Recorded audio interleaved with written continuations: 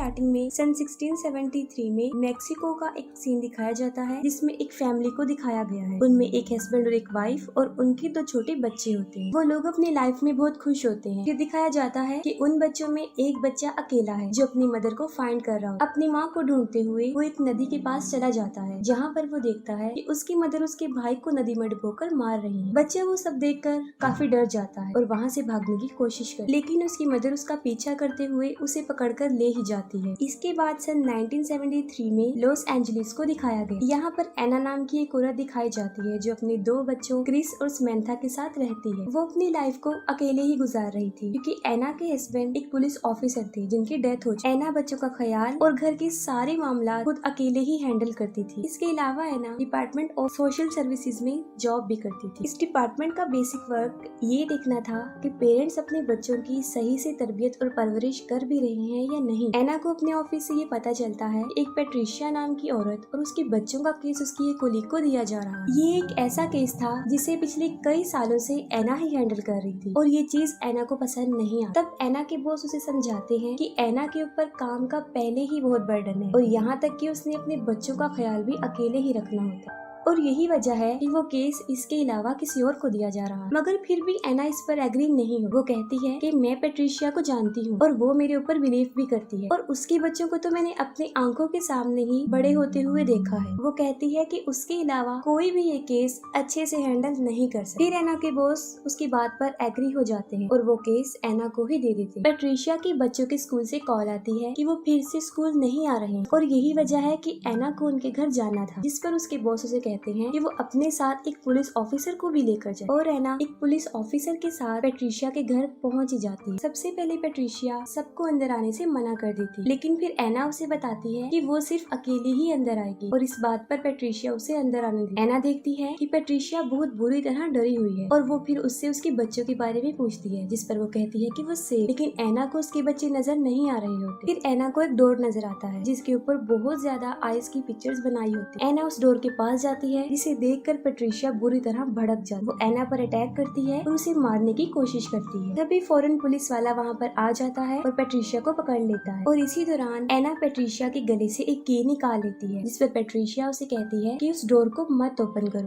लेकिन एना दरवाजा खोल लेती है और उस डोर के अंदर पेट्रिशिया के दोनों बच्चे होते हैं। वो दोनों बच्चे भी बुरी तरह काफी डरे और सहमे होते हैं और एना को कहते हैं कि दरवाजा बंद कर वरना वो हमें मार दे। एना को इस बात की बिल्कुल भी समझ नहीं आती कि वो बच्चे ला लोरेना की बात कर रहे हैं। इसके बाद उन बच्चों को चाइल्ड सर्विस शेल्टर में भिजवा दिया जाता है। एना देखती है कि उन बच्चों के हाथ में जलने का निशान है, जिस पर वो बच्चे कहते हैं कि ये उसने ही किया। तब भी एना को समझ नहीं आती कि वो किसकी बात कर रही है। इसके बाद एना अपने घर चली जाती है और रात के वक्त ला लोरेना पेट्रिशिया के बच्चों को पानी में डिबोकर मार। उन बच्चों को नदी में डिबोने के दौरान ला लोरेना की आंखों से मुसलसल आंसू बह रहे हैं और यही वजह होती है कि उसे वीपिंग वुमेन कहा गया है। एना के पास कॉल आती है कि पेट्रिशिया के बच्चे नदी में डूबकर मर गए हैं। एना वहाँ पर पहुँच जाती है और अपने बच्चों को कहती है कि वो कार में ही बैठे रहे। वो कार को थोड़ा दूर ही पार्क करती है ताकि उसके बच्चों को कुछ भी पता ना चले। एना अभी उन बच्चों की डेड बॉडीज के पास पहुँचती ही है कि तभी वहाँ पर पेट्रिशिया भी आ जाती है और वो एना को कहती है कि तुमने मेरे बच्चों को मार डाला और ये भी कहती है कि सिर्फ एक ही रात बची थी और इसके बाद हमें उससे छुटकारा मिल जाता, जिस पर एना उससे पूछती है कि किससे और पेट्रिशिया जवाब देती है कि ला लोरेना से। इसके बाद पुलिस वाले पेट्रिशिया को वहाँ से ले जाते हैं। बाहर कार में समंथा सो जाती है जबकि क्रिस जाग रहा होता है। वो चुपके से गाड़ी से उतरकर उन बच्चों की डेड बॉडीज को देखने जाता है। इसी दौरान क्रिस को वहाँ पर किसी के रोने की आवाज आती है और ये कोई और नहीं होती बल्कि ला लोरेना होती है जो कि क्रिस को अपने पास बुला रही होती है और फौरन वहाँ से गायब भी हो जाती है। फिर एकदम से वो क्रिस के पास आ जाती है और उसका हाथ पकड़ लेती है, जिससे कि उसका हाथ जल जाता है और क्रिस के हाथ पर भी जलने का वैसा ही जख्म हो जाता है जैसा पेट्रिशिया के बच्चों के हाथ पर था। क्रिस काफी डर जाता है और कार में आकर बैठ जाता है, लेकिन ला लोरेना भी वहाँ पर पहुँच जाती है और क्रिस को डराना शुरू कर देती है। ला लोरेना कार के अंदर भी आने की काफी कोशिश करती है। फिर एना वहाँ पर आ जाती है और उन्हें लेकर घर आ जाती है। अगली सुबह एना चर्च जाती है और चर्च के बाहर एक विच डॉक्टर जिनका नाम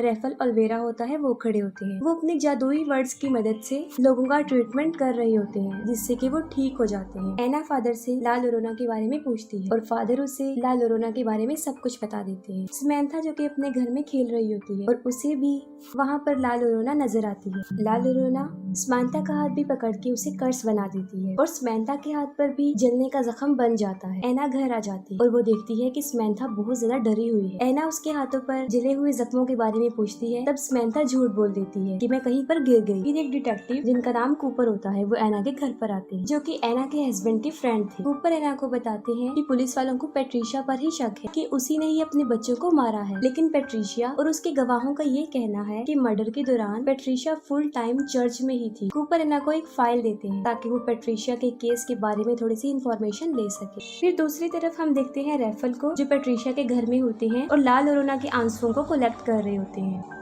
रात को एना पेट्रिशिया की फाइल देख रही होती है, तभी उसे वहाँ पर किसी की आहट महसूस होती है। वो जाकर देखती है तो क्रिस नींद में चल रहा होता है। तभी अचानक से घर का दरवाजा अपने आप खुल जाता है और ऐसे फील होता है जैसे कोई मैजिकल पावर अंदर दाखिल हो गई। एना क्रिस को उसके बेड पर सुला देती है और समंथा को देखती है और उसी वक्त कोई पेट्रिशिया के फाइल की पेपर्स को उठाकर जमीन पर फेंक देता है। तब एना समझ जाती है कि रूम में कोई और भी है और अचानक से एना देखती है कि समंथा के रूम में लाल लोरोना है। इससे पहले कि वो कुछ कर सकती अचानक से दरवाजा बंद हो जाता है। इसके बाद एना के रूम में भी लाल लोरोना आ जाती है और एना उसे कहती है कि वो वहाँ से चली जाए। इतनी ही देर में क्रिस और समंथा दरवाजा खोल के वहाँ पर आ जाते हैं। एना उन दोनों को अपने बेड पर सुला देती है, लेकिन खुद वो सारी रात जागती रहती है, उसे नींद नहीं आती। एना पेट्रिशिया से मिलने जाती है, लेकिन पेट्रिशिया एना को ही उसके बच्चों की मौत का जिम्मेदार समझती है और उसी दौरान एना पेट्रिशिया के हाथों पर वही जलने का निशान देखती है। पेट्रिशिया उसे कहती है कि लाल लोरोना ने किया है और अब एना के बच्चों को भी उसके रोने की आवाज आएगी और वो उन्हें भी अपने साथ ले जाएगी। पेट्रिशिया एना को ये भी बताती है कि मैंने लाल लोरोना को कहा है कि मेरे बच्चे तो मुझे वापस दे दो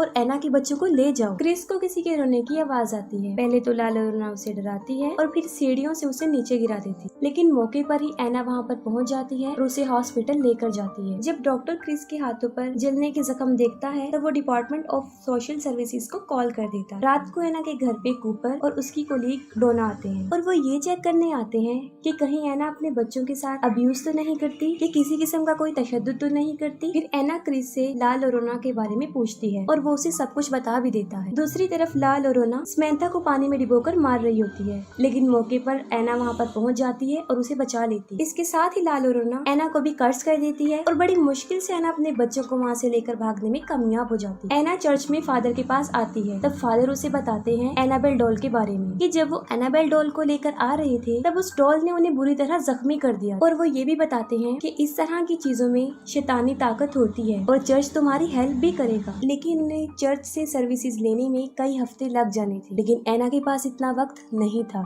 और फादर एना को रेफेल के पास जाने का मशवरा देते हैं। एना अपने बच्चों को लेकर रेफेल के पास चली जाती है। पहले तो वो उनकी मदद करने से इनकार कर देता है, लेकिन किसी तरह वो बच्चों की खातिर उनकी हेल्प करने को तैयार हो जाते हैं। रेफेल अपने साथ इस प्रोसेस में इस्तेमाल होने वाली सारी चीजें अपने साथ लेकर जाते हैं और अपने मैजिकल वर्ड्स की मदद से अंडों के जरिए वो ये पता करवाते हैं कि यहाँ पर कोई जादुई ताकत, कोई शैतानी ताकत है भी या नहीं। लेकिन जब सारे अंडों को तोड़ा जाता है तो वो अंदर से काले निकलते हैं, जो इस बात की तरफ इशारा थे कि वहाँ पर वाकई ही कोई शैतान मौजूद है। रेफेल अपने मैजिकल वर्ड से सारे घर को बांध देते हैं क्योंकि रात होने वाली थी और लाल लोरोना की पावर मजीद बढ़ जाती। रेफेल एना और उसके बच्चों को बचाने के लिए अपनी बहुत सारी चीजों को और बहुत सारे अल्फाजों को इस्तेमाल करते हैं। रेफेल क्रिस को उस क्रॉस के बारे में बताता है जो फायर ट्री से बना होता है और जब लाल लोरोना अपने बच्चों को मार रही थी तब उसे ऐसा करता सिर्फ फायर ट्रीज ने ही देखा था और उसी वक्त वो फायर ट्रीज रो भी रहे। फायर ट्रीज लाल लोरोना के इस गुनाह का एक अकेला और अकलौता सबूत थे, जिसके आगे लाल लोरोना की सारी पावर कमजोर पड़ जाती। रेफेल बताते हैं कि ये एक बहुत ताकतवर शैतान है और हमें सबको मिलकर इसके खिलाफ लड़ना पड़ेगा। फिर वो अपने मैजिकल वर्ड्स की मदद से लाल लोरोना के आंसुओं को पाक साफ करते हैं ताकि उसे उसके खिलाफ ही इस्तेमाल कर सके। जब रात हो जाती है तो उन्हें लाल लोरोना के आने का मैसेज मिल जाता है और रेफेल एना और उसके दोनों बच्चों को कैंडल्स के एक दायरे में रखते हैं। फिर लाल लोरोना को छींक आती है और उसकी शैतानी पावर की वजह से हवा के वेव से सारी कैंडल्स बुझ जाती हैं। लाल लोरोना सबसे पहले एना पर अटैक करती है और उसके बाद वो क्रिस पर अटैक करती है। लाल लोरोना क्रिस को खींचकर बाहर ले जाती है और रेफेल क्रिस को पकड़ लेते हैं और वो वही आंसू लाल लोरोना के फेस पर फेंक देते हैं। लाल लोरोना के फेस पर वो आंसू गिरते ही उसका फेस जलने लगता है, लेकिन वो अभी भी जिंदा होती है और खत्म नहीं हो पाती। तभी रेफेल घर के दरवाजे पर फायर ट्रीज के बीज को लगा देता है। इन बीजों को पार करके वो अंदर नहीं आ सकती थी, लेकिन वो मजीद गुस्से में आ जाती है। फिर लाल और रोना पीछे से अंदर आने की कोशिश करती है और ये सब पिछले दरवाजे को बंद करने की कोशिश करते हैं। यहाँ पर लाल और रोना ने ये सब जाल इसलिए बिछाया था ताकि उन सब का ध्यान पिछले दरवाजे पर लग जाए और उसके आने में आसानी हो जाए। फिर लाल और रोना समंथा को उसकी डॉल के थ्रू बाहर निकालने की कोशिश करती है। समंथा को दरवाजे के बाहर उसकी डॉल नजर आती है और वो डोर ओपन करके उसे लेने के लिए बाहर जाती है। समंथा इस बात का बहुत ख्याल रखती है कि वो बीजों की तह को क्रॉस ना कर सके और तभी वहाँ पर ऐना पहुँच जाती है। वो समंथा को डॉल लेने से मना करती है और भागते हुए उसके पास आ जाती है, लेकिन समंथा के हाथ में उसकी डॉल लग जाती है और जब वो डॉल को अंदर की तरफ खींच रही होती है तब उन बीजों की लाइन टूट जाती है। इसी दौरान लाल और रोना समंथा को बाहर खींच लेती है और दरवाजा खुद ब खुद बंद हो जाता है। लाल और रोना समंथा को पानी में डुबोकर मारने की कोशिश करती है, लेकिन ऐना वहाँ पर पहुँच जाती है और उसे बचाने के लिए आ जाती है। वो भी पानी में कूद जाती है। जैसे ही ऐना समंथा को बचाने के लिए उसकी तरफ बढ़ती है, लाल और रोना उस पर भी अटैक कर देती है और उसे भी जान से मारने की कोशिश करती है। तभी रेफेल भी वहाँ पर पहुँच जाते हैं और वो स्विमिंग पूल को अपने जल से शिफाफ कर देते हैं, जिससे कि लाल और रोना को उस स्विमिंग पूल से निकलना पड़ता है और ऐना और समंथा दोनों बच जाते हैं। फिर हम देखते हैं कि ऐना के हाथ में लाल और रोना का लॉकेट आ जाता है और वो लोग समंथा को लेकर अंदर भी आ जाते हैं। समंथा बार बार घर से जाने की कोशिश करती है, जिस पर रेफेल ऐना को बताता है कि समंथा के ऊपर लाल और रोना हावी हो चुकी है और जब भी लाल और रोना समंथा को बुलाएगी तो ये फौरन उसकी तरफ चल पड़ेगी। रेफेल ऐना को ये भी बताते हैं कि जब तक लाल और रोना से पीछा नहीं छूटता हमें इन दोनों बच्चों की हिफाजत करनी पड़ेगी। ऐना अपने बच्चों को कबर्ड में इसी तरह बंद कर देती है जैसे पैट्रिशिया ने अपने बच्चों को किया। दूसरी तरफ घर के बाहर लाल और रोना अभी भी बच्चों का वेट कर रही होती है। ऐना रेफेल को वो लॉकेट दिखाती है जो उसने लाल और रोना के गले से उतारा था। रेफेल ऐना को कहते हैं कि तुम इसे संभाल कर रखो, हम इसे उसके खिलाफ इस्तेमाल कर सकते हैं। कुछ देर गुजर जाने के बाद एक औरत उन बीजों की लाइन को क्रॉस करते हुए उनके बच्चों के पास पहुंच जाती है। ये औरत पैट्रिशिया होती है, जिसे ये लगता है कि अगर वो समंथा और क्रिस को लाल और रोना के हवाले कर देगी तो वो उसके बच्चे उसे वापस लौटा देगी। रेफेल पैट्रिशिया को रोकने की बहुत कोशिश करता है, लेकिन वो उसे शूट करके मार देती है और बीजों की लाइन तोड़ देती है। और इसी दौरान लाल और रोना को भी घर के अंदर आने का मौका मिल जाता है। अंदर आते ही पहले वो ऐना पर अटैक करती है और उसे बेसमेंट में फेंक देती है और उसका डोर अपने आप लॉक हो जाता है। फिर वो घर के सारे दरवाजों को बंद कर देती है ताकि बच्चे बाहर ना जा सके। इसी दौरान क्रिस लाल और रोना को वो लॉकेट उठाकर समंथा के साथ ऊपर की तरफ भागता है। क्रिस और समंथा स्टोर में जाकर छुप जाते हैं और लाल और रोना भी उनका पीछा करते हुए वहाँ पर पहुँच जाती है। लाल और रोना उन्हें मारने ही वाली होती है कि क्रिस उसे उसका लॉकेट दिखा देता है। अपना लॉकेट क्रिस के हाथ में देखकर लाल और रोना अचानक से नॉर्मल लेडी बन जाती है। लाल और रोना को वो लॉकेट असल में उसके बच्चों ने दिया था और वो अपने बच्चों की तरह क्रिस को टच करती है और रोना शुरू करती है। साथ में पैट्रिशिया को भी अपनी गलती का एहसास हो जाता है। वो लॉक तोड़कर ऐना को बाहर ले आती है। ऐना भागते हुए ऊपर की तरफ आ जाती है और साथ में उसके रेफेल भी आ जाता है जो कि मरा नहीं होता। दूसरी तरफ लाल और रोना जब क्रिस को टच करते हुए रो रही होती है तो उसके पीछे रखा हुआ मिरर उसका कपड़ा हट जाता है और जब लाल और रोना खुद को शीशे में देखती है तो वो फिर से शैतान बन जाती है और वो शीशा भी टूट जाता है। लाल और रोना रेफेल को हवा में उठाकर बाहर फेंक देती है और इसी दौरान ऐना भी वहाँ पर पहुँच जाती है। क्रिस और समंथा ऐना के पास भागकर आ जाती है। जैसे ही लाल और रोना ऐना क्रिस और समंथा को मारने के लिए उनकी तरफ बढ़ती है, रेफेल उसकी तरफ फायर ट्री से बना हुआ वो क्रॉस फेंक देता है। ऐना उस क्रॉस को उठाती है और लाल और रोना के सीने में डाल देती है। उस क्रॉस की वजह से लाल और रोना खत्म हो जाती है और सब कुछ नॉर्मल हो जाता है और इसके साथ ही मूवी भी एंड हो जाती है।